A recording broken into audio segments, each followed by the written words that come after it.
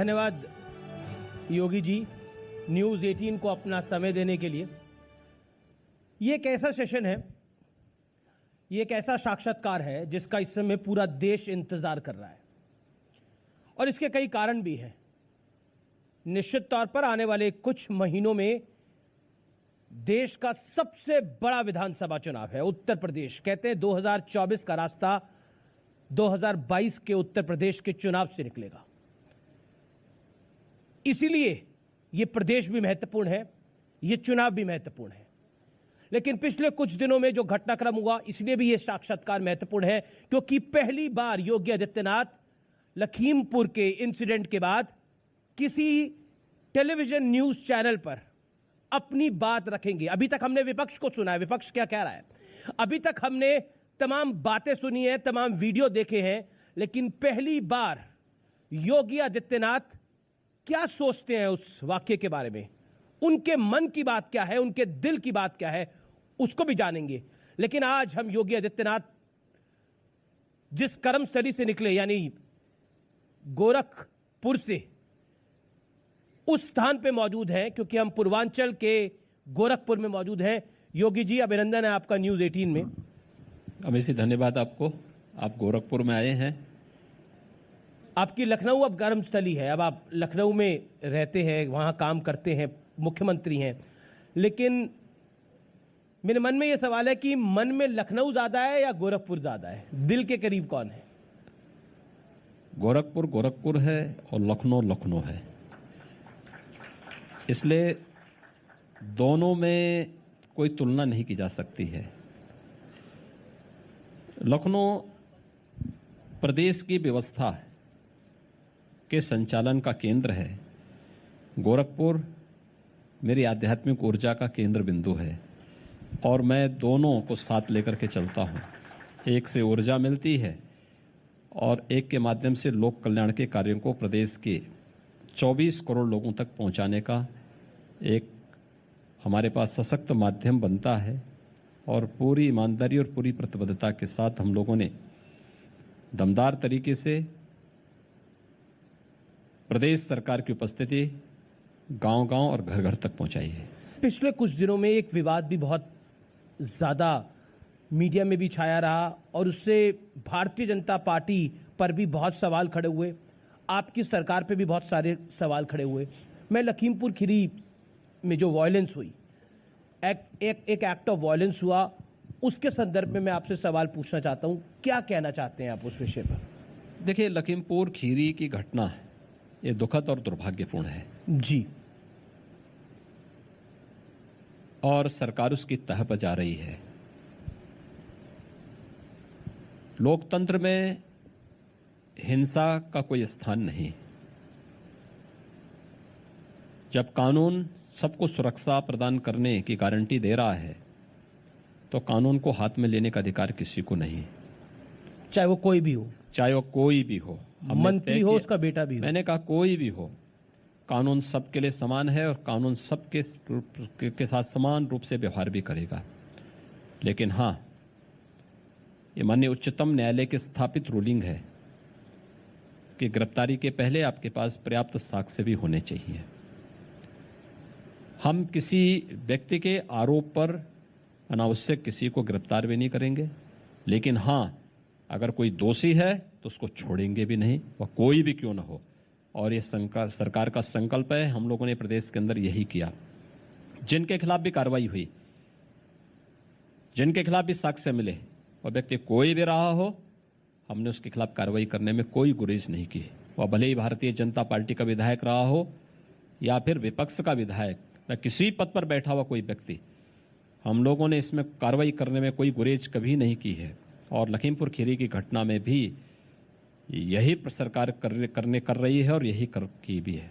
देखिए, पिछले कुछ दिनों में प्रियंका वाड्रा यहाँ थी, राहुल गांधी भी एक दिन के लिए इधर आए, भूपेश बघेल भी आए, चन्नी जो पंजाब के मुख्यमंत्री जी हैं वो भी इधर पधारे। लगातार नेता आते गए, जयंत चौधरी भी सीतापुर जाना चाह रहे थे, अखिलेश यादव भी सीतापुर जाना चाह रहे थे, लेकिन विपक्ष का आरोप है कि उन्हें रोक लिया गया क्योंकि बीजेपी की सरकार केंद्र में और जो यूपी में बैठी है, यानी दिल्ली की सरकार और लखनऊ की सरकार कुछ गलत कर रही है, इसलिए छुपाना चाहती है। देखिए, हम कुछ भी नहीं छुपाना चाहते हैं। फिर जाने क्यों नहीं दिया गया? हमारे पास जो तहरीर आई थी, हमने उस तहरीर के अनुसार मुकदमे दर्ज किए। जी। एक, इस प्रकार के मामलों में सरकार की पहली प्राथमिकता होती है शांति और सौहार्द बनाना है। जी। हमारे विपक्ष के जो मित्रगण हैं, ये कोई सद्भावना के दूत नहीं थे, और इनमें से बहुत सारे चेहरे तो ऐसे हैं जो इस उपद्रव और इस हिंसा के पीछे भी शामिल होंगे। एक बार तथ्य सामने आने दीजिए, दूध का दूध और पानी का पानी हम सबके सामने रखेंगे।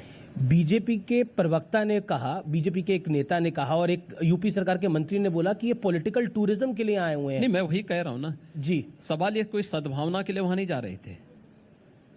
मुझे एक बात बताइए, छत्तीसगढ़ के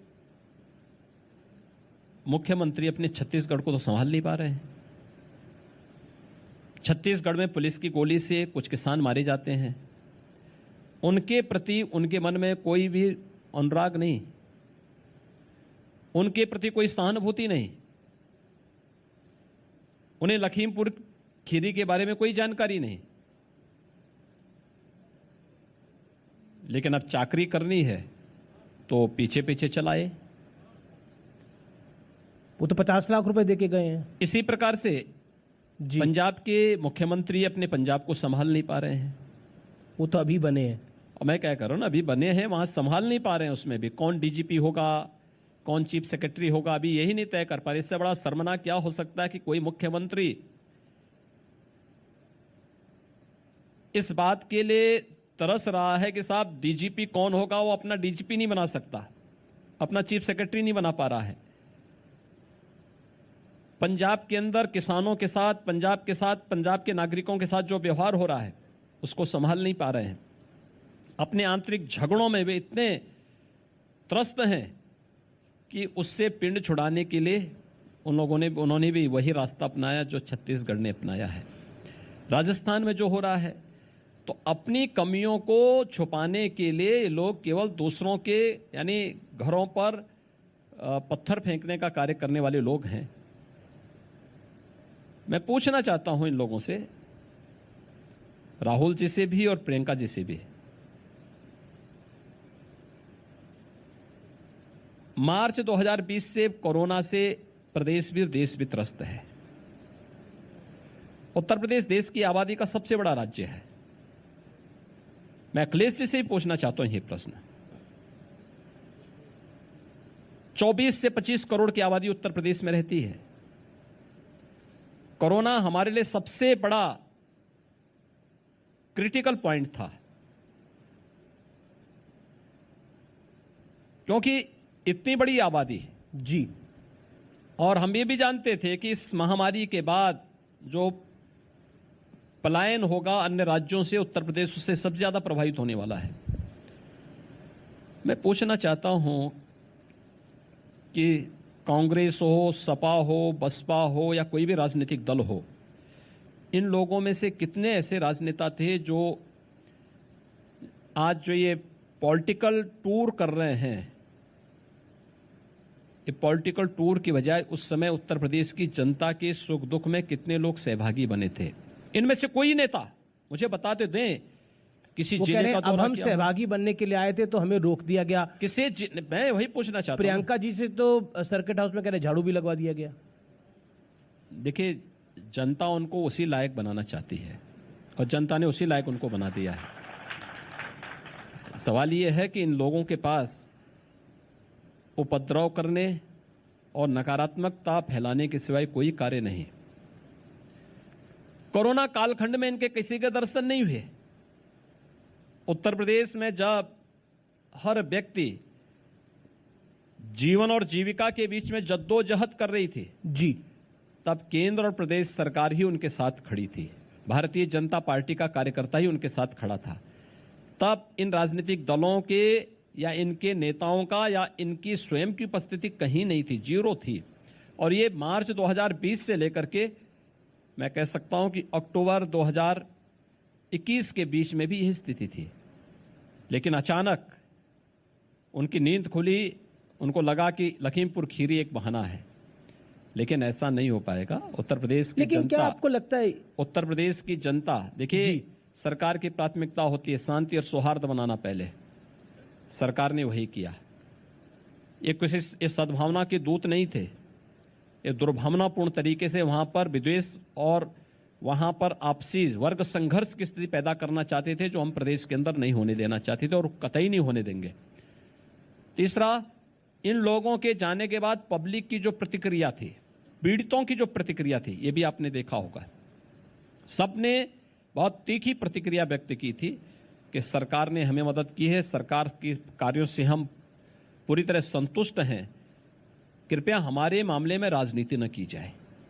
ये पीड़ित परिवारों ने स्वयं कहा, या सभी पक्षों ने इस बात को उनकी दलील थी, मैंने सवाल पूछे उनसे भी, उनकी दलील थी कि हम तो दुख बांटने के लिए जाना चाहते थे, किसी के यहाँ मौत होती है तो दुख बांटने जाया जाता है। अगर हम मदद करना चाहते हैं यूपी के अंदर लखीमपुर में कुछ, आपके सवाल वाजिब हैं। कवर्धा में जो जिसे कहते हैं एक धार्मिक संघर्ष हमें देखने को मिल रहा है छत्तीसगढ़ के अंदर, वो एक बड़ा इंसिडेंट हुआ है, उसमें कोई दो राय नहीं है। लेकिन उनका कहना था कि अगर हम लखीमपुर में किसी की मदद कर रहे हैं तो बीजेपी वालों को तकलीफ क्यों हो रही है? नहीं, सवाल यह है कि आप अपने कवर्धा को क्यों नहीं संभाल पा रहे हैं? क्या वहां सहानुभूति व्यक्त करने के लिए गए? जिन किसानों को गोली से वहां भूना गया छत्तीसगढ़ में, क्या उनके साथ ये कभी खड़े हुए? उनके साथ तो कभी नहीं खड़े हुए। पर यहाँ आप जानते हैं प्रियंका वाड्रा हैं और प्रियंका वाड्रा महासचिव हैं, एक ये भी कारण हो सकता है। सिद्धू भी आ रहे थे, ये लोग 1000 गाड़ियों के साथ कोरोना काल खंड में भी आ सकते थे। कोरोना में जब प्रथम लहर कोरोना की आई थी तब भी लोग आ सकते थे। 40 लाख प्रवासी कामगार उत्तर प्रदेश के अंदर आए, उनके प्रति भी इनकी सहानुभूति होनी चाहिए थी। तब नहीं, तब झूठे हमें 1000 बसेज के नंबर दिए थे कांग्रेस ने, तो उन बसेज को बॉर्डर पे लगाना है प्रवासी कामगार और श्रमिकों को सुरक्षित घरों तक भेजने के लिए।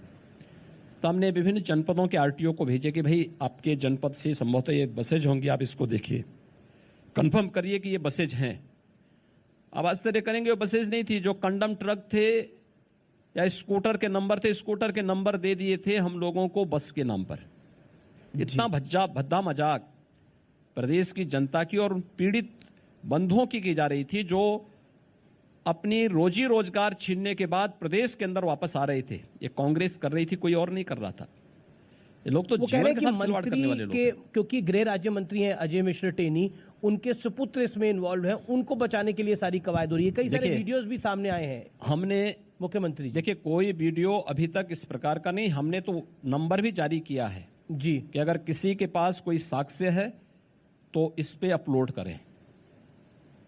और हमने कहा ना, दूध का दूध और पानी का पानी होगा, अन्याय किसी के साथ नहीं होगा, कानून को हाथ में लेने की छूट भी किसी को नहीं दी जाएगी, लेकिन किसी के दबाव में भी कोई कार्रवाई नहीं होगी। मैं इस घटना पर आपसे आखिरी सवाल पूछ रहा हूं। आरोप यह है कि अजय मिश्रा टेनी ने खुद भड़काऊ भाषण दिए, थम्स डाउन जिसे कहते हैं, इस तरह से दिखाया, इसलिए किसान भड़क गए। और फिर उसके बाद जो हुआ, जिसमें 3 बीजेपी के कार्यकर्ता भी गए। बहुत दुख की बात है कि एक पत्रकार की भी जान चली गई, और बहुत दुख की बात है 4 किसान भी नहीं रहे। क्या आपको लगता है कि गृह राज्य मंत्री को भी रिस्पॉन्सिबल होना चाहिए था? देखिए, पॉलिटिकल भाषण और थ्रेट दोनों में अंतर होता है। पॉलिटिकल भाषण राजनीतिक मंचों से होता है और केवल यह बीजेपी का कोई नेता ही दे रहा हो ऐसा नहीं है। तमाम अन्य नेता देते हैं, कांग्रेस की सरकारें वो भी देते हैं और भी देते होंगे, लेकिन इसका मतलब ये नहीं कि आप किसी की हत्या कर लें। आपको लगता है किसी ने गलत किया है, उसके लिए अलग अलग मंच हैं, आप कंप्लेंट कर सकते हैं, आप उसके माध्यम से वो करेंगे, लेकिन कानून को हाथ में लेने का अधिकार किसी को नहीं है। क्योंकि कांग्रेस इसको या फिर विपक्ष इसको इसलिए मुद्दा बना रहा है क्योंकि अजय मिश्रा टेनी ने बोला, सिर्फ उन्होंने, हरियाणा के मुख्यमंत्री ने भी कुछ दिन पहले किसानों को बोला था कि हम इनको देख लेंगे। तो इस संदर्भ में इसको जोड़ के देखा जा रहा है कि बीजेपी धमका रही थी? धमकाने की बात नहीं भाई, ये सभी मामले पॉलिटिकल बयान है। पॉलिटिकल बयान देश काल और परिस्थिति के अनुरूप व्यक्ति दे देता है, उसको इतनी गंभीरता से नहीं लिया जाना चाहिए। प्रयास होना चाहिए कि हम कोई ऐसा बयान न दें, लेकिन अगर आता है तो वह उसका कोई मायने नहीं होता, आप उसका खंडन कर दीजिए जी। आपको बुरा लगता है आप भी बोल दीजिए, क्या मतलब है इसका? लेकिन उसकी आड़ पे हम क्या किसी निर्दोष व्यक्ति की जान ले लेंगे? राह चलते हुए राहगीरों पर हमला कर देंगे? अब विपक्ष अड़ गया कि अजय मिश्रा टेनी का इस्तीफा होना चाहिए, क्या देखिए विपक्ष की तो मांग बहुत सारी चीज होती है जी। मेरिट के आधार पर जो होगा वही कार्य सरकार करेगी। मैं बढ़ता हूं आगे, 4.5 साल के आपके काम की बात कर लेते हैं। कुछ महीनों बाद चुनाव होने वाले हैं। विपक्ष कहता है कि सरकार अपनी उपलब्धियां तो बहुत गिनाने की कोशिश करती है लेकिन लिस्ट डाउन नहीं करा सकती। अखिलेश जी कहते हैं कि एमओयू तो बहुत साइन किए, पैसे कोई आते नहीं है, ये सिर्फ फीते काटने का काम करते हैं हमारा। देखिए अखिलेश जी को जब फुर्सत हो ये सब जानने पढ़ने की, 12 बजे सो के उठेंगे, 2 बजे तैयार होंगे, 4 बजे अपने मित्र मंडली के साथ बैठ जाएंगे, 6 बजे फिर साइकिलिंग के लिए निकल जाएंगे, तो पॉलिटिकल कार्यों के लिए कहाँ फुर्सत है? बड़े बाप के बड़े बेटे हैं, तो स्वाभाविक रूप से उनकी अपनी जिंदगी है, उनकी अपनी कार्य पद्धति है, ये देश और दुनिया से उनको क्या मतलब है? पर उन्होंने एक इंटरव्यू में कहा मैं सुबह 4 बजे उठता हूं, मैं भी ध्यान लगाता हूं, पूजा करता हूं। तो इसीलिए तो ध्यान लगाते लगाते जनता ने उनको कहां पहुंचा दिया है, ये तो हर व्यक्ति जान रहा है। ये ध्यान लगाने का ही परिणाम है। कहां ध्यान लगा रहे थे हर व्यक्ति जानता था। जब प्रदेश के अंदर संकट आता था तो ऑस्ट्रेलिया और इंग्लैंड नजर आता था उनको, तो इसलिए ध्यान लगाते लगाते जनता वहां पहुंचाती है। उनका कहना है कि घूमने का शौक है, इसमें घूमने पे क्यों योगी जी भी घूमा करें? इससे हम मना कहां कर रहे हैं जी? जी घूमने के लिए कौन रोक रहा? आप ऑस्ट्रेलिया में द्वीप खरीदे होंगे, द्वीप में रहिए ना, आराम की ऐसो आराम की जिंदगी जिए, कौन आपको रोक रहा है? भगवान चाहे मैं तो चाहूंगा कि जिंदगी भर वह ऑस्ट्रेलिया के किसी द्वीप में मटर गश्ती करें, यूरोप में जाकर के अपनी छुट्टियां मनाएं, खूब फुर्सत के साथ मनाएं। तो आपको छुट्टी मनाने में तकलीफ है? मतलब मुझे कोई तकलीफ नहीं है। मुझे क्यों तकलीफ होती? मुझे तो प्रसन्नता होगी कि हमारा उत्तर प्रदेश का एक व्यक्ति अब प्रवासी भारतीय हो गया है ऑस्ट्रेलिया में। आपका छुट्टी का मन नहीं करता? आप छुट्टी पे नहीं जाते? देखिए मैं अगर मुझे छुट्टी लेनी होती जी तो मैं सार्वजनिक जीवन में नहीं आता। लोक कल्याण का पथ छुट्टी का पथ नहीं है। अपने कार्यों के माध्यम से, अपने पुरुषार्थ के माध्यम से आम जन की सेवा ही हमारी संतुष्टि का आधार होता है। अगर आम जन की थोड़ी भी सेवा कर लेते हैं तो मान लेते हैं कि हाँ कुछ किया है। व्यक्तिगत जीवन हमारा कुछ भी नहीं होता है, कोई मायने नहीं रखता है, और न हम व्यक्तिगत जीवन में कोई भी इस प्रकार की चीजों को कोई इस प्रकार का स्पेस रखते हैं। आपकी सरकार का एक बड़ा दावा है और 2022 में जिसको बीजेपी चुनाव में भी लेके जाएगी, आपने भी कई बार कहा है, बीजेपी के पदाधिकारियों ने भी कई बार बोला है कि कानून व्यवस्था पे हमने बहुत काम किया है। लेकिन पिछले कुछ दिनों पर में आपको कानून व्यवस्था के मुद्दे पे बहुत घेरने का प्रयास हो रहा है। अखिलेश यादव कहते हैं कि यहाँ ठोक तंत्र की सरकार चल रही है। हाल ही में गोरखपुर में जो इंसिडेंट हुआ उसको भी उन्होंने गिराया। क्या कहना चाहते हैं आप? देखिए, जो आपकी सबसे बड़ी उपलब्धि होगी, हमले भी उसी पे होंगे। पब्लिक जिसको एप्रिशिएट कर रही है और जो आपकी छवि को बदल रहा है, हमले उसी पे होंगे। उत्तर प्रदेश की कानून व्यवस्था देश के लिए एक नजीर बनी है, एक स्थापित सत्य है, 4.5 वर्ष का एक स्थापित सत्य है। हर व्यक्ति इस बात को स्वीकार करता है। अखिलेश जी कहते हैं कि हमें बताना पड़ता है फिर ही कार्रवाई होती है। बताने की आवश्यकता नहीं, उनसे पहले ही कार्रवाई हो चुकी होती है। अखिलेश जी तो जब सो के उड़ते हैं तब तक कार्रवाई हो चुकी होती है। और ठोक तंत्र की सरकार आई है तो आप पे बहुत बड़ा ब्लेम लग रहा है बार बार कि आप सबको ठोक देते हैं। देखिए, ऐसा क्यों? विपक्ष की पीड़ा यही है कि जिन पेशेवर अपराधियों और माफियाओं को ये लोग गले लगाते थे, जो यहाँ के गरीबों का, यहाँ के व्यापारियों का या सार्वजनिक संपत्ति को जबरन हड़पते थे, उसको अपना जन्मसिद्ध अधिकार मान लेते थे, आज उन पेशेवर अपराधियों और माफियाओं को जेल के अंदर भेज दिया गया है, या वे प्रदेश छोड़ करके जा चुके हैं या कहीं और जा चुके हैं। तो स्वाभाविक रूप से इसमें इनका परेशान होना स्वाभाविक है। तो उनकी परेशानी जब वो इस बात को कहते हैं तो उनके चेहरे की लकीर को पढ़ करके आप बोल सकते हैं कि आखिर इनकी पीड़ा कहाँ झलक रही है। मैं एक आपको आंकड़ा बताता हूं जो असद ओवैसी साहब हैं, आपको बहुत प्रेम करते हैं वो। ओवैसी साहब ने कहा कि ऐसी ठोक तंत्र की सरकार है कि 35% जो टोटल एनकाउंटर हुआ उसमें 35% तो मुसलमानों को ठोक दिया इन लोगों ने। ओवैसी साहब को बोलना चाहिए, एक कश्मीर में जो हो रहा है ना, कभी वहां भी सहानुभूति व्यक्त कर देते तो लोग उनको नेता मानते हैं। आपको लगता नहीं कश्मीर में क्या हो रहा है? बिल्कुल, बहुत ही दुखद घटना है। जिस तरह से चिन्हित करके धर्म के आधार पर करके हिंदू और सिखों को निशाना बनाया जा रहा है। जो लखीमपुर खीरी में हिंदू और सिखों को लड़ाने का कुत्सित प्रयास कर रहे हैं ना, इनको कश्मीर का आईना दिखाना चाहिए। वहां पर इनको तालिबान के कृत्यों का आईना दिखाना चाहिए। और प्रदेश के अंदर लखीमपुर खीरी के मुद्दे का राजनीतिकरण कौन कर रहे हैं? जो तालिबान का समर्थन काबुल में कर रहे हैं। ये वही चेहरे हैं, ये मिलते जुलते चेहरे हैं। यहां पर हिंदू और सिखों में वैमनस्यता पैदा करने का प्रयास कर रहे हैं। कश्मीर में हिंदू और सिखों की निर्मम हत्या को पर मौन होते हैं और काबुल में हिंदू, सिख और अन्य अल्पसंख्यक समुदाय पर होने वाले अत्याचार पर ये लोग तालिबान का बेशर्मी के साथ समर्थन करते हैं। क्या आपको लगता है ये 1990 वाला दौर है जब कश्मीरी पंडितों को बाहर वहां से निकाला गया था? देखिए, 1990 अब बहुत दूर जा चुका है, पर टारगेटिंग नया भारत है। वह एक घटना हो सकती है। अब वहां पर कोई भी कश्मीरी पलायन नहीं कर सकता कश्मीर से। आज भारत के अंदर एक मजबूत सरकार है, मोदी जी के नेतृत्व में, माननीय गृह मंत्री जी के नेतृत्व में। आंतरिक सुरक्षा पहले की तुलना में कई गुना सुदृढ़ हुई है। जिसने किया है वो भुगतने को भी तैयार हो गया होगा, वो भुगतेगा भी। आज कोई ऐसा नहीं कर सकता। आपने बड़ा महत्वपूर्ण पॉइंट बोला। आपने बोला कि लखीमपुर में एक प्रयास था हिंदुओं और सिखों को भिड़ाने का या फिर दंगे जैसी स्थिति थी। ऐसे बयान हमने देखे पीछे, काफी नेताओं के भी आए, खासतौर पर बीजेपी के। क्या आपको लगता है कि ये एक ढांचा है जिसके इर्द गिर्द घुमाना चाहता है कोई?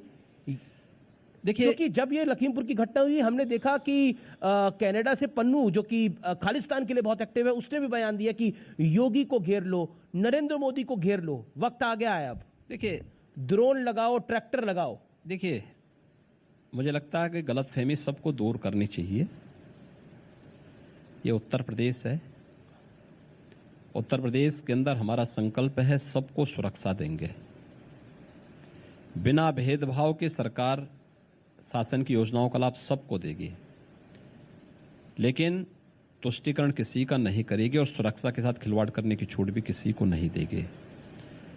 अगर कोई ये गलतफहमी में है कि उत्तर प्रदेश के अंदर हम घेराबंदी करके और आम जनजीवन को ठप कर देंगे या निर्दोष लोगों पे हमला करेंगे, तो फिर तैयार हो जाएं। वो भी हम तो तैयार हैं ही।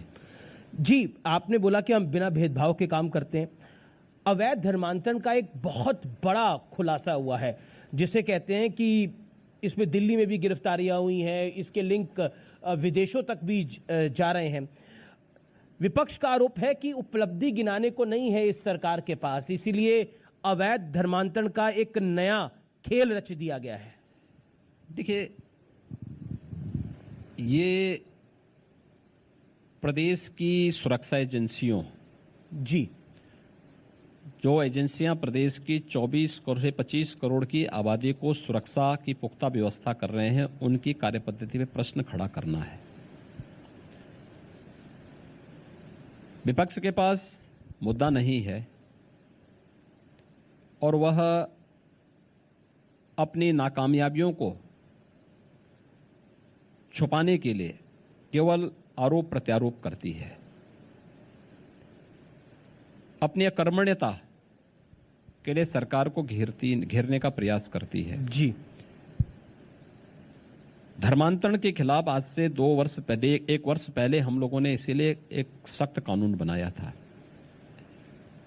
क्योंकि ऐसी घटनाएं मिल रही थी, इस प्रकार की वारदातें हो रही थी और हम लोगों को लग रहा था आज अगर वो एक्ट नहीं होता, कानून नहीं होता, तो हम लोग इस पे प्रभावी कार्रवाई नहीं कर पाते। मैं कुछ आपको बयान इस पे बताता हूं। मेरठ में मौलाना करीम सिद्दीकी की गिरफ्तारी हुई तो आम आदमी पार्टी के विधायक हैं अमतुल्ला खान, उन्होंने बोला मुसलमानों पर जुल्म जो है वो बढ़ते जा रहे हैं। असद ओवैसी ने बोला कि देखिए फिर टारगेट पे ले लिया गया। मैंने और कहा इसी तरह के बयान समाजवादी पार्टी के सांसद के भी आए। मैंने कहा ना, ये सब एक ही थैले के चट्टे बट्टे हैं, इनसे बहुत उम्मीद नहीं की जा सकती है। या हर उस कार्य का विरोध करेंगे जो उत्तर प्रदेश के हित में हो, देश के हित में हो। इन चेहरों के द्वारा उस हर कार्य का समर्थन किया जाएगा जो उत्तर प्रदेश के सामाजिक ताने बाने को छिन्न भिन्न करता हो, देश और प्रदेश की सुरक्षा के लिए खतरा हो, उसका ये लोग समर्थन करते हैं जी। और जो यहाँ की एकता, अखंडता और सुरक्षा के लिए महत्वपूर्ण है, उन सभी का ये लोग विरोध करते हैं। अगर आपका नाम अशरफ है तो आप अशरफ ही रखिए, आप अपने को अनिल मत बताइए। ये पप्पू टप्पू रामू के नाम पर अपने को जो है भ्रम की स्थिति पैदा मत करिए, क्योंकि आज कहते हैं साहब मेरा नाम जो है, आज तो कहते हैं कि जो है आज जो है वो कहते, आज अपने को जो है उपनाम लगा करके या हिंदू नाम रख करके पहले बहकाते हैं और फिर ये लफ्ज जिहाद, और इसी के खिलाफ सख्त कानून हमने प्रदेश के अंदर इसके खिलाफ भी बनाया है। और ये मैं आज पहली बार नहीं बोल रहा हूं, 2009 में केरल हाई कोर्ट ने वहां की सरकार को आदेश दिया था कि लव जिहाद एक खतरनाक ट्रेंड है, एक केरल जैसे स्टेट को इस्लामिक स्टेट बना देगा। और लव जिहाद शब्द का इजाद मैं अपने व्यूअर्स के लिए बता रहा हूं, ये केरल की एक चर्च ने किया था, ये किसी और ने नहीं किया था। एक न्यायपालिका ने इस बात को कहा। कर्नाटक में भी यही बात हुई थी उस समय 2011 में। उस सब के बावजूद भी अगर ये लोग अपने कानों में तेल डाल करके चुपचाप सोए हुए हैं तो ये लोग देश के साथ धोखा कर रहे हैं। असाउद्दीन ओवैसी अब खुलकर अतीक अहमद और मुख्तार अंसारी की बात कर रहे हैं। मुख्तार अंसारी का परिवार जो है वो समाजवादी पार्टी के भी करीब दिख रहा है। उनके जो भाई हैं सिबगतुल्ला, वो समाजवादी पार्टी में शामिल भी हो गए हैं। क्या कहना चाहते हैं आप? तो जनता को देखना चाहिए कि समाजवादी पार्टी का वास्तविक चेहरा क्या है। ये जितने भी माफिया हैं ये कहीं और जगह से, कहीं धरती से फट करके नहीं आए हैं। ये सब इन्हीं पार्टियों के द्वारा पाले पोसे गए हैं और इन्हीं सब पार्टियों के ये जो अनैतिक कृत्यों के परिणाम ये सब हैं। तो सपा, बसपा, कांग्रेस जैसे राजनीतिक दल को तो प्रदेश की जनता से और देश की जनता से माफी मांगनी चाहिए। इनके कारण से प्रदेश के अंदर या देश के अंदर तमाम लोगों को परेशान होना पड़ा है, तमाम घर उजड़े हैं, तमाम सार्वजनिक संपत्तियों पर इन माफियाओं ने कब्जे प्रारंभ किए और अपनी अनैतिक संपत्ति बनाई और उसके नाम पे लोग कॉमन मैन का, व्यापारियों का, नागरिकों का जीना हराम करते थे। हमारी सरकार ने कार्रवाई की है और हम लोगों ने तो ये भी तय किया है, पहली सरकार है हमारी जिसने ऐलान इस प्रकार का ऐलान किया है कि इन माफियाओं से जितनी संपत्ति हम लोगों ने जब्त की है, जिसपे बुलडोजर चले हैं, उस पे गरीबों की ही आवास बनेंगे और उनके लिए हम फ्री में प्रधानमंत्री आवास योजना लागू करने जा रहे हैं। कितनी बड़ी स्कीम, लाखों गरीबों को हम आवास देंगे। एक सवाल, ये आजम खान हो गए, मुख्तार अंसारी हो गए, अतीक अहमद हो गए, ऐसा लगता है कि योगी आदित्यनाथ जी की इनसे पर्सनल दुश्मनी है? मेरी किसी से पर्सनल दुश्मनी नहीं, मेरी किसी से कोई व्यक्तिगत दुश्मनी नहीं। मेरा अगले वर्ष, ये देखिए आज से 4.5 साल पहले तो कितने मतलब इनकी दबंगाई चलती थी, आपने समाप्ति कर दी है पूरी तरह से। देखिए मैं पिछले 25 वर्षों से, यानी मैं अगला वर्ष मेरा 25 साल हो जाएंगे सार्वजनिक जीवन के, 25वां वर्ष मेरा अगला वर्ष होगा और 25 वर्ष में मैंने किसी को भी राजनीतिक रूप से अपना दुश्मन नहीं माना है, किसी को नहीं माना है। उत्तर प्रदेश का सौभाग्य है कि राम और कृष्ण यहाँ जन्म हुए, ये उनकी लीला भूमि भी है और मर्यादा पुरुषोत्तम भगवान श्री राम और श्री कृष्ण के प्रति जिस प्रकार की टिप्पणी 2005 में सुप्रीम कोर्ट में अपने शपथ पत्र के माध्यम से कांग्रेस सरकार ने दिया था क्या ये उत्तर प्रदेशवासी भूल जाएगा कांग्रेस के इस कृत्य को? जब ये देश से बाहर जाते हैं तब भारत की निंदा करते हैं, क्या इनके इस कृत्य को भूल पाएंगे? तो मेरे प्रति बोल रहा है तो कौन बुरी बात? जो राम और कृष्ण को नहीं छोड़ते हो योगी के खिलाफ बोलें तो उसमें कौन बुरी बात है?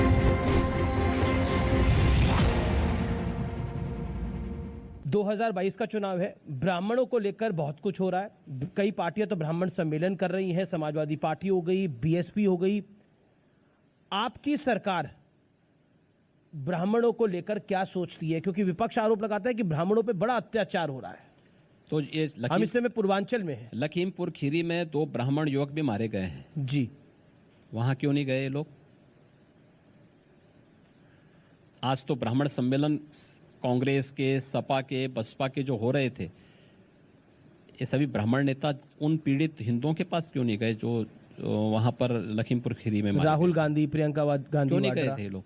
नहीं, सतीश मिश्रा से पूछिए ना जी, क्यों सतीश मिश्रा जी नहीं गए?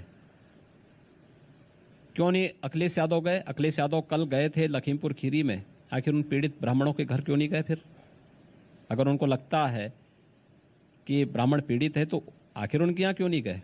और कौन नहीं देखता कन्नौज की नीरज मिश्रा की किस प्रकार से निर्मम हत्या हुई थी? किस प्रकार की निर्मम हत्या हुई थी? कोई भूल सकता है नीरज मिश्रा की निर्मम हत्या को?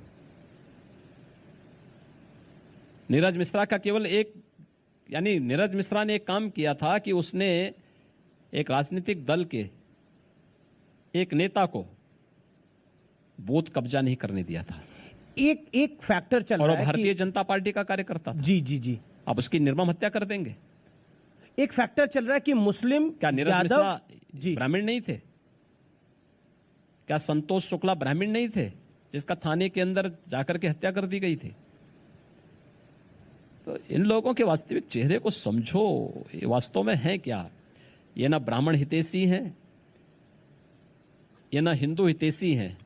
तो सही मायने में इन लोगों के चेहरे को देखना तो ये तालिबान हितैषी है, और हमेशा तालिबान का लोग समर्थन करते हैं, बाकी किसी का नहीं समर्थन करते। ये एक फैक्टर चल रहा है कि मुस्लिम यादव ब्राह्मण एक साथ आ जाएंगे, मुस्लिम दलित ब्राह्मण एक साथ आ जाएंगे तो बीजेपी का तो खेल बिगड़ ही जाएगा।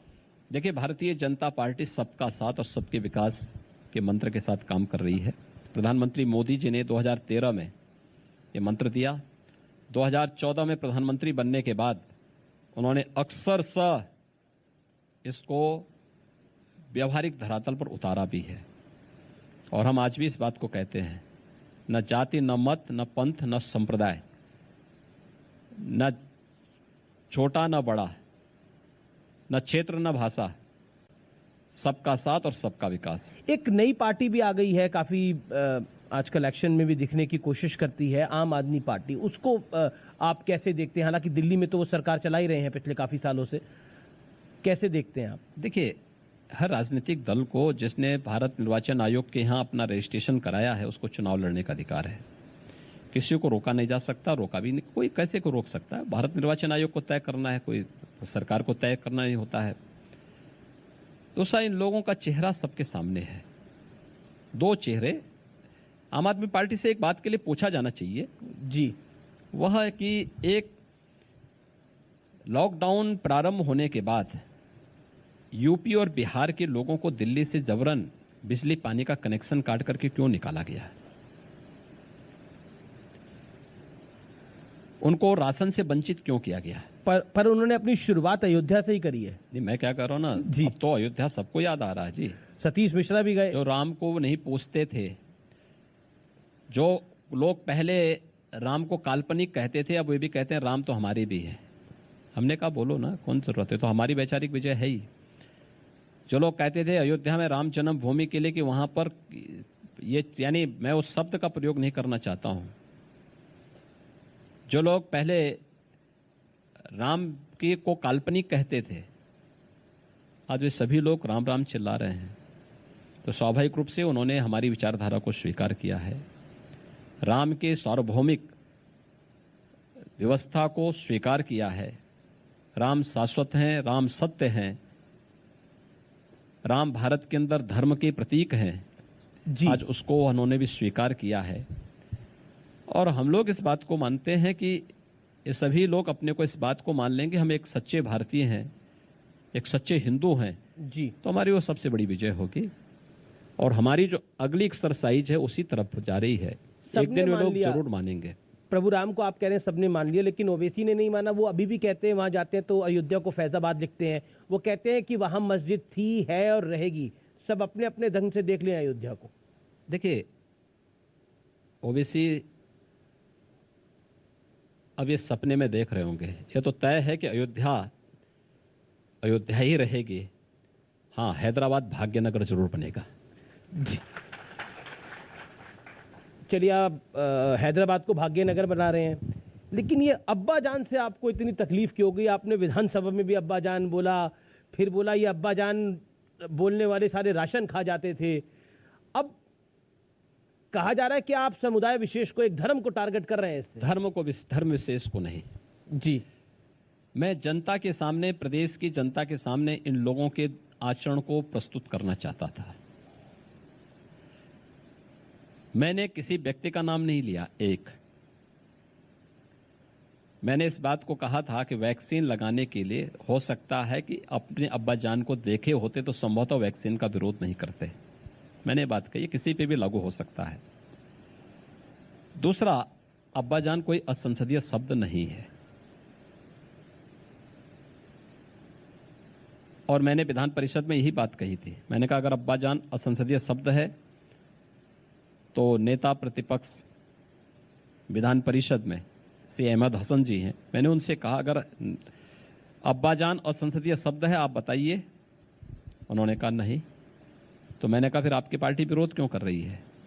आ गया ना ये दोहरा आचरण आप लोगों का। यानी मुस्लिम वोट चाहिए, अब्बा जान से परहेज है। और देखिए, ये सब यानी अंदर अब्बा जान का मैं संदर्भ आपको बताता हूं। इसका एक पॉलिटिकल संदर्भ ये है, आपने एक मेरे इंटरव्यू में कहा था कि जब ओवैसी ने बोला था कि 19% इस बार डिसाइड करेगा, आपने बोला कि 81% फिर चुपचाप नहीं बैठेगा। तो अब्बा जान को उस संदर्भ में देखा जा रहा है। देखिए, अब्बा जान का कोई ध्रुवीकरण का कोई प्रयास नहीं था। अब्बा जान का प्रयास यही था कि एक जनता के सामने असलियत आनी चाहिए जी, कि मुस्लिम वोट इनको चाहिए लेकिन अब्बा जान से इनको परहेज है। दूसरा, क्या ये सच नहीं था 2014 के पहले देश के अंदर और 2017 के पहले प्रदेश के अंदर भी हर मुस्लिम पर्व और त्योहार मनाए जाते थे, सरकारी आयोजन होते थे, लेकिन हिंदू पर्व और त्योहारों को दंगों की भेंट चढ़ा दिया जाता था। आज ऐसा तो नहीं है। आज तो प्रदेश के अंदर सारे पर्व और त्योहार शांतिपूर्ण तरीके से मनाए जा रहे हैं।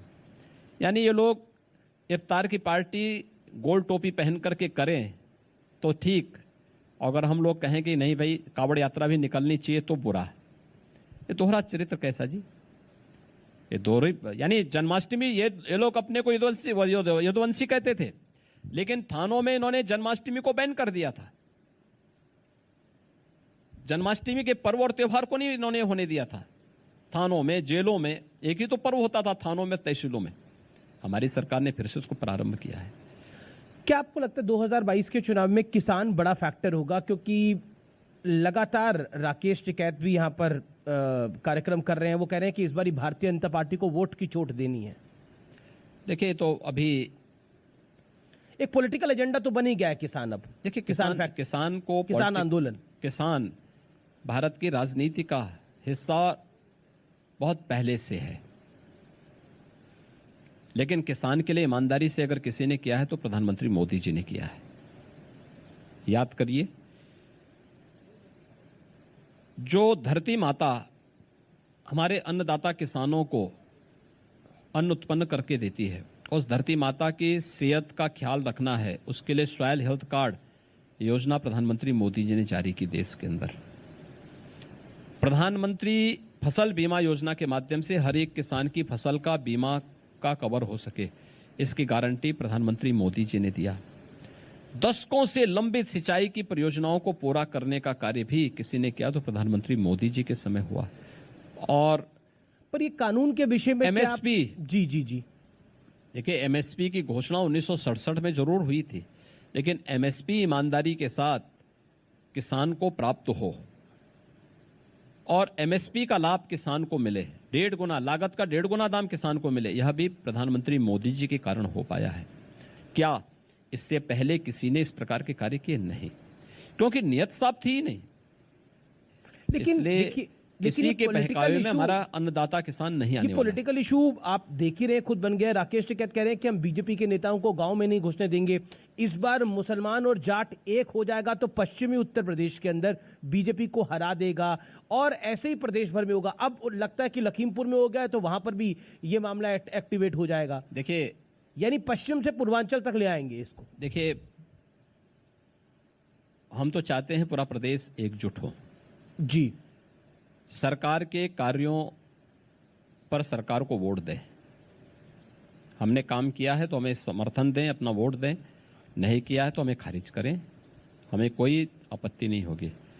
लेकिन कुछ जख्म ऐसे होते हैं जो कभी भरे नहीं जा सकते। मुजफ्फरनगर में जो 2 नौजवान जाट नौजवान मारे गए थे, वहां का जाट समुदाय क्या इसको भूल जाएगा? सपा के इन कृत्यों को और सपा के साथ गठजोड़ करके अव्यवस्था फैलाने वाले लोगों को क्या माफ कर देगा? कितनी व्यापक प्रतिक्रिया हुई थी। खाई पैदा हुई थी तो अब पुल बन रहा है उस पे। ओह, हर व्यक्ति जानता है कि ये लोग पुल नहीं बनाने वाले हैं। ये लोग पुल बनाने का काम क्या करेंगे? नीचे पटरा बिछाएंगे, फिर उसके ऊपर जो है कंक्रीट और बालू डालेंगे, फिर उसके ऊपर छड़ लगाएंगे जी। यानी जिससे जैसे पटरा गिरेगा हटेगा तो छत नीचे गिर जाएगी, लोग उसके नीचे फिर दब जाएंगे। ये लोग यही साजिश करना चाहते हैं। और ऐसे पुल पर सवारी होकर के कोई भी पश्चिमी उत्तर प्रदेश का व्यक्ति नहीं जाना चाहेगा, कोई भी प्रदेशवासी नहीं जाना चाहेगा, क्योंकि इसे मालूम है इनके बहकावे में आकर के प्रदेश को हमने दंगाग्रस्त प्रदेश बना दिया था। यूपी में इलेक्शन है, विपक्ष तो बहुत कुछ कह रहा है, लेकिन खासतौर पर कांग्रेस पार्टी योगी आदित्यनाथ को लेकर बहुत मुखर है। प्रियंका वाड्रा तो डेरा डाले हुए हैं। राहुल गांधी कहते हैं कि जो नफरत करे वो योगी कैसा। उन्होंने ट्वीट किया ये। देखिए, राहुल जी को स्वयं पता नहीं होता है कि वो क्या बोलना चाहते हैं। उन्होंने जब केरल में गए थे तब उन्होंने उत्तर प्रदेश के बारे में भी कहा था। तनिक तो उनको कृतज्ञता का भाव उनके मन में होता है। जिस उत्तर प्रदेश ने उनकी 3 पीढ़ी को सत्ता के शीर्ष सिंहासन पर पहुंचाया है, उस उत्तर प्रदेश को इन्होंने कोसा है केरल में जाकर के। वहां पर उत्तर प्रदेश के प्रत्येक नागरिक को इन्होंने गाली दी है। उत्तर प्रदेश इसको कैसे विस्मृत कर सकता है? उत्तर प्रदेश का सौभाग्य है कि राम और कृष्ण यहां जन्म हुए। ये उनकी लीला भूमि भी है। और मर्यादा पुरुषोत्तम भगवान श्री राम और श्री कृष्ण के प्रति जिस प्रकार की टिप्पणी 2005 में सुप्रीम कोर्ट में अपने शपथ पत्र के माध्यम से कांग्रेस सरकार ने दिया था, क्या ये उत्तर प्रदेश वासी भूल जाएगा कांग्रेस के इस कृत्य को? जब ये देश से बाहर जाते हैं तब भारत की निंदा करते हैं, क्या इनके इस कृत्य को भूल पाएंगे? तो मेरे प्रति बोल रहा है तो कौन बुरी बात? जो राम और कृष्ण को नहीं छोड़ते हो योगी के खिलाफ बोलें तो उसमें कौन वो बुरी बात है जी? मैं उसको जानता हूं, क्योंकि कुछ लोग ऐसे होते हैं जो बोलते हैं तो विदाउट ब्रेन बोलते हैं। लेकिन अब तो बड़े एक्शन में उन्होंने मुख्यमंत्री बदल दिए। पंजाब के मुख्यमंत्री को बदल दिया है उन्होंने, नया मुख्यमंत्री ले आए हैं। अब वो डिसाइसिव हो रहे हैं राहुल जी। हो तो वही कह रहे हैं ना, तो इसीलिए तो वहां पे तय नहीं हो पा रहा है कि आगे कैसे चलना है। वो बेचारे भागे भागे फिर रहे हैं, भागे भागे फिर रहे हैं। पंजाब में उनके लिए ठिकाना नहीं मिल पा रहा है। हम लोग तो चाहेंगे कि ये लोग इसी प्रकार की से डायनेमिक बने जिससे कम से कम पंजाब के अंदर कांग्रेस जिस रसातल की तरफ जा रही थी उसको रसातल में ले जाने के लिए किसी अन्य दल की आवश्यकता नहीं पड़ेगी। दोनों भाई बहन पर्याप्त हैं उसके लिए। अच्छा, एक सवाल मैं पूछना चाहता हूँ। पंजाब के मुख्यमंत्री से तो आपकी कभी कभार मुलाकात हुई होगी। कैसे व्यक्ति लगते हैं आपको? पूर्व मुख्यमंत्री कैप्टन अमरिंदर सिंह। कैप्टन अमरिंदर सिंह जी एक जनाधार वाले नेता थे, साफ गोई वाले नेता थे जी। और मुझे लगता है कि भारत की सुरक्षा के लिए पूरी तरह संवेदनशील व्यक्ति थे, इसमें कोई संदेह नहीं। आप याद करिए कि एक सीमावर्ती राज्य के बारे में कांग्रेस ने जो ये निर्णय लिया है, देखिए किसी भी पार्टी को निर्णय लेने का अधिकार है, लेकिन जिस संवेदनहीनता के साथ और जिस प्रकार के तत्वों के कहने पर, खासतौर पर जो लोग वहां के पाकिस्तान के सेनाध्यक्ष के साथ गलबैया करते हैं, उनके कहने पर आप चीफ मिनिस्टर को डिस्टर्ब करेंगे, ये बहुत ही यानी खतरनाक प्रवृत्ति है जी। इसके बारे में सोचना चाहिए वहां के कैसे। सिद्धू जी तो आपको मित्र रहे होंगे जब आप अमृतसर से मेंबर ऑफ पार्लियामेंट थे बीजेपी के, आप गोरखपुर से थे। संसद में वो मित्रता अलग है जी, लेकिन हमारी मित्रता हमारी राष्ट्र की सुरक्षा में जो है कहीं आड़े आती है तो हम मित्रता को दरकिनार करके पहले हम देश की सुरक्षा को देखेंगे। देश का जो दुश्मन है वो हमारा भी दुश्मन है, वो हमारा मित्र नहीं हो सकता है। जो हमारे निर्दोष सैनिकों पर हमला करे, भारत की सीमा में घुसपैठ करवाए, वो देश का मित्र कैसे? वो देश का दुश्मन है, और जो देश का दुश्मन वो हमारा दुश्मन, जो देश का मित्र वो हमारा मित्र। तो मतलब क्या, और हम इससे कभी अपने आप को अलग नहीं मतलब जो कैप्टन अमरिंदर सिंह ने बोला उन बातों को सीरियसली लेना होगा, जो खासतौर पर ये उन्होंने बोला। सच्चाई है, स्थापित सत्य थे। मैं आगे बढ़ता हूं। अखिलेश यादव जी 12 तारीख से अपनी जन यात्रा को शुरू कर रहे हैं। शिवपाल यादव भी उनसे समझौता करना चाहते थे, उन्होंने 11 तारीख तक की डेडलाइन दी है। कैसे देखते हैं आप? चाचा भतीजा तो साथ में नहीं आते हुए दिख रहे अभी तो। देखिए, ये उस राजनीतिक दल का अपना घर की समस्या है। शिवपाल जी वरिष्ठ नेता हैं और मुझे लगता है कि अभी तो मैं देख रहा था लखीमपुर खीरी के मामले में जी, मुझे लगता है कि सपा से बड़ा डेलीगेशन शिवपाल जी का था। 1000 लोगों के करीब थे। हाँ, मुझे लगता है कि नहीं 5-6 हजार लोग रहे होंगे। 5-6 हजार लोगों के साथ सपा के उसमें 300-400 लोग थे, उनके साथ 5,000-6 हजार लोग थे। तो जनाधार बताता है कि भाई किसके साथ कितने लोग हैं।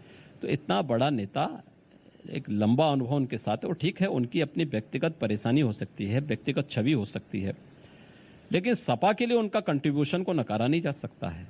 और उनको जिस तरीके से उन्होंने दरकिनार किया है, जिस तरीके से उनको जो है अपमानित किया है, जो नेताजी के साथ में, मुलायम सिंह जी के साथ में कदम से कदम चला करके सम विषम परिस्थितियों में काम किए हों, उनको जिस तरीके से इन्होंने आज वहां से अपमानित करके बाहर का रास्ता दिखाया है, वो बहुत ही दर्दनाक है। और मुझे लगता है कि वो उन राजनीतिक दल का मामला है, वो किसके साथ समझौता करें ना करें, उनको लें ना लें, उनका अपना मामला है जी। लेकिन कम से कम नेता के नाते नहीं, चाचा के नाते कम से कम उनको सम्मान तो देते। आप अनुरोध कर रहे हैं अखिलेश जी से कि उनको सम्मान दे दे? हम कैसे बोल सकते हैं जी, लेकिन एक सामान्य संस्कार होता है कि भाई अपने से बड़ों का सम्मान करो भाई। अब मैसेज पब्लिक में क्या है कि देखिए, अखिलेश जी ने पिता को भी पहले इसी ढंग से जो है पिता के साथ व्यवहार किया, आज चाचा के साथ भी यही व्यवहार उन्होंने कर दिया है। अब जो अपने परिवार के बड़े बुजुर्गों का सम्मान न कर पा रहा हो, क्या उम्मीद कर सकते हैं आप उनसे कि वह अपनी पार्टी के अन्य लोगों के साथ और फिर प्रदेश की 25 करोड़ जनता के साथ कैसा व्यवहार उनका होगा? ये तो हर व्यक्ति जानता है। योगी जी, एक मिथक था कि नोएडा कोई सीएम नहीं जाता, लेकिन आपने वो मिथक तोड़ा। एक मिथक ये भी है कोई सीएम रिपीट नहीं होता। क्या कहना चाहते हैं आप? देखिए, कोई सरकार रिपीट नहीं होती। देखिए, नोएडा भी मैं गया हूं, उत्तर प्रदेश में, और मैं नोएडा कम से कम आधा दर्जन बार गया हूं जी। बिजनौर भी मैं गया हूं, लगभग आधा दर्जन बार गया हूं। दोनों के बारे में कहा जाता था, लेकिन हम लोग दोनों जगह गए हैं और मैं यही मिथक तोड़ने के लिए राजनीति में आया हूं कि उत्तर प्रदेश के अंदर हम लोग फिर से आएंगे। कहीं कोई संदेश में नहीं होना चाहिए। योगी जी, आप आए, हमारे कार्यक्रम में आपने हिस्सा लिया, लेकिन लखीमपुर पे मैं जरूर आपसे आखिरी सवाल पूछूंगा। कठोर से कठोर कार्रवाई होगी, ढिलाई नहीं बरती जाएगी? देखिए, हर व्यक्ति हमारी सरकार की कार्य पद्धति को देखता है जी। कानून सुरक्षा के लिए है, सुरक्षा सबको, लेकिन अगर कोई कानून को अपने हाथ में लेगा तो फिर किसी भी प्रकार की रियायत किसी के लिए नहीं, और कानून के हिसाब से जो दोषी होगा कठोरतम कार्रवाई उसके खिलाफ होगी। अगले कुछ दिनों में हम बड़ी कार्रवाई देखेंगे? मैं क्या देख रहा हूं ना, आप देखेंगे कि जो दोषी होगा, कोई भी हो, अगर कोई भी दोषी होगा, हम माननीय उच्चतम न्यायालय की स्थापित रूलिंग का ध्यान में रख करके जिसके खिलाफ साक्ष्य मिलेंगे वह जेल जाएगा और उसके खिलाफ कार्रवाई होगी। बहुत बहुत शुक्रिया योगी जी, आपने न्यूज़ 18 पर अपना समय दिया।